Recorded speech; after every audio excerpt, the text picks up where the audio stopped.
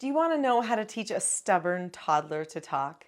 I'm Nicholeen Peck, and I teach parenting and good communication, as well as how to build strong family bonds and child development all over the world through the lens of the principle of self-government. And in this video, we're talking about helping those toddlers have the proper voice.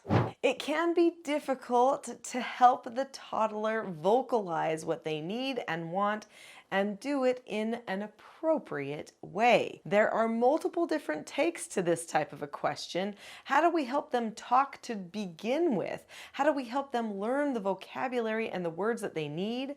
And then B, when they're saying all of that silly baby talk to try to get attention that they do when they're toddlers, how do we get them to use their real words? We're going to be talking about both of those things coming up.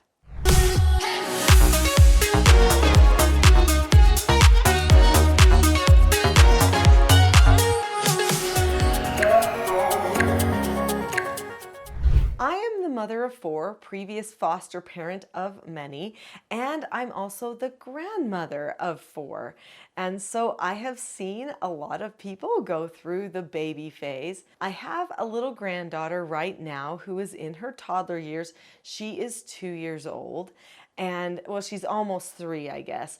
And as a 2, almost 3-year-old, she has picked up this habit of being silly in her talking and just going blah, blah to try to get people's attention. This is very annoying for all the people around her. We want her to use her words.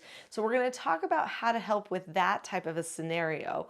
But first, let's talk about how we got little Clara talking in the first place. Now, if you've already subscribed to this channel, you've probably seen the videos of Clara disagreeing appropriately before she could even form a complete sentence and learning how to self-regulate and calm herself. If not, you'll probably definitely want to check out those videos. But let's just talk about how we helped her speak in proper, complete sentences. Now, obviously, children learn words bit by bit. Line upon line, one word and then another. If you are talking to your children all the time, that will help with the development of vocabulary. There are some children that live in a lot of silence. The parents don't have conversations with them. Small children developmentally learn through mimicking. So it's very important not just to hear words and songs and see videos and stuff like that, but to actually have conversation so that the same sounds can be shared back and forth from the adult and the child in a mimicking fashion so that the child can learn to talk. Now, talking with them about their sock and about their shoe and about their smile and your smile and those happy little words that we say that they can have as a point of reference is the very beginning of speech. But don't stop there. Sing the songs to your children that have rhythms. Read them rhymes. Memorize little bits of Mother Goose poetry with them. That's going to help them learn the cadence of conversation and how to phrase sentences. There'll be words that get stuck in their head even though they can't properly vocalize them yet. So that pure conversation that comes with full sentences will be programmed inside.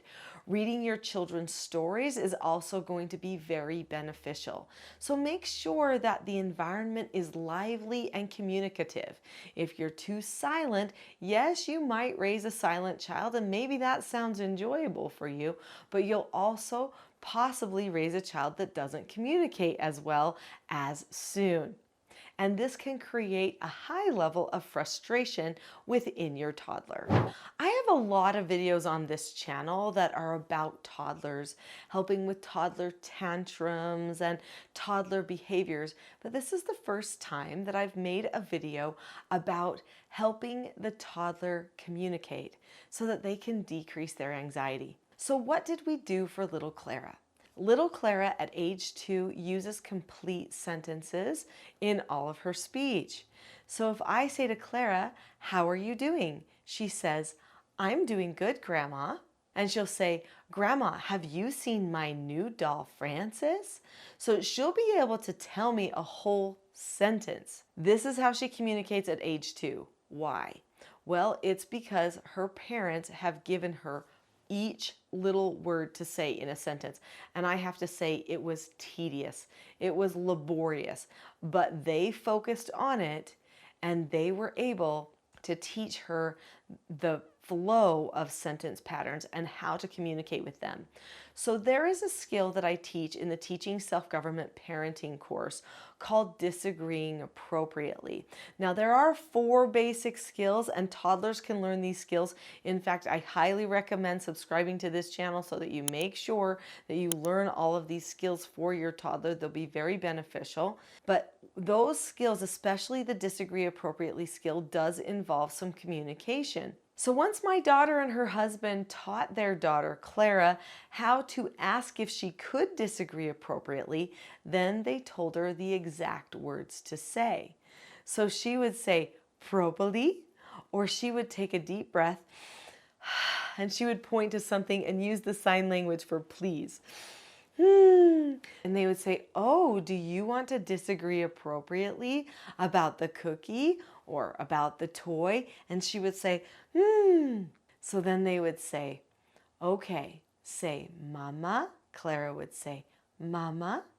And then they would say, "I," or "I know, I know," she would say. And they would give her each little phrase. That, you, don't, want, me, two. You get the idea. Have a cookie. You keep going. It takes a long time. It takes patience. She doesn't even know all the words she's saying yet, although she knows more than you think because she's been listening to you speak her whole life. So she would say each word, and then she would express what she wants the parent to understand. And then they would show her that it works. That disagree appropriately skill was one of the key motivators, I believe, that helped her decide that communication was important, that she needed to learn all the words to say. And she did. And now she plays pretend with all of her little objects and animals and everything, and she uses full sentences as she has them pretend with each other. It's very dynamic and exciting, and it keeps her very occupied too, because she can carry on conversations even within herself. What about the child that is a toddler and is using baby talk, but they can talk? How do we get them to use the real words instead? Clara likes to be silly, as I mentioned before, and she'll say like blah, blah, blah, and we don't like to be talked to like that. That's not proper communication.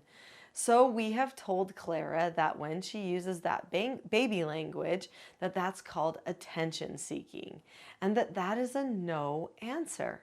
And so we tell her no, and then we say, now you need to drop the subject. You need to stop talking like that. If you do choose to talk like that, then we will need to do a correction, and you'll get the opportunity to earn an extra chore. So say okay and use your regular words, okay? And then she'll say okay, and she'll use her regular words, or she won't, and then we'll correct her, because sometimes toddlers are a little bit strong-willed and defiant. That's just how it goes. Okay, so what was I using there? I was using another skill, another one of our 4 basic skills. It's in a book called Porter Earns a Quarter that I've written, and you can teach it to the children with those books. In fact, I'll just show you those books right now. These 4 children's books each teach one of the 4 basic skills to children. Here's the Porter Earns a Quarter book that teaches the skill accepting no answers and criticism. So you teach that skill so that they know how to accept a no answer from you. There's 4 steps to it, and they can do it as toddlers, no problem. Then you also use a pre-teaching skill. The pre-teaching skill is a skill that I teach in my TSG parenting course.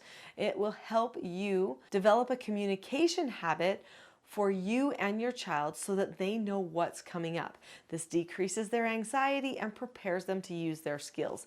It also makes it so that you're going to be more consistent with your follow-through because you've told them ahead of time what will happen if they choose to use their skill or not to use their skill.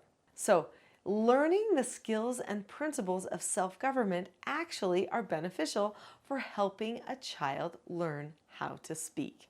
When your toddler is not being calm, when they're frustrated because they can't talk, or being silly because they don't want to use the right words that you know they can use, it can be frustrating. In fact, it can be tempting to not be calm yourself and to power struggle with your toddler. That is not going to help you. In fact, I think if you've enjoyed this video, you'll probably really like the next video all about transitioning from chaos to calm. Get the parenting help you need with the video called From Chaos to Calm, Parenting Help. I'll see you there.